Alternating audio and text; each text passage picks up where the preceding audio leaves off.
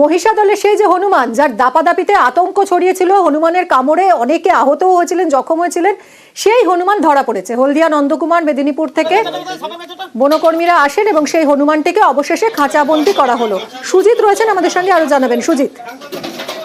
দেখো, বলা যায় চিন্তা মুক্ত হলো, কারণ গত 2-3 দিন ধরে নাগাড়ে মানুষকে কামড়ে দিচ্ছিল ওই পাগল হনুমান, এবং সেই হনুমানের দাপটে বা তাণ্ডবে রীতিমতো নাভিশ্বাস অবস্থা হচ্ছিল, এবং বহু মানুষকে কাপড় যেমন লাগিয়েছে, হাসপাতালে ঢুকে যাওয়া কিংবা দোকানে ঢুকে যাওয়া, এলাকার রাস্তা দিয়ে যাতায়াত করা যাচ্ছিল না, একবারে থামলে দিচ্ছিল, মাংস খাবলে মানুষকে আহত করছিল।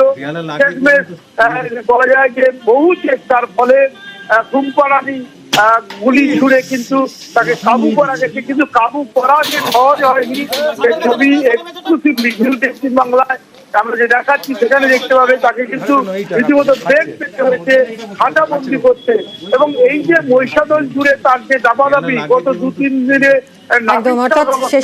ধূমপাড়ানি গুলিতেই কাবু হলো হনুমান, এবং এই মহিষাদলের এই এলাকার মানুষ তারা আতঙ্ক মুক্ত হলেন।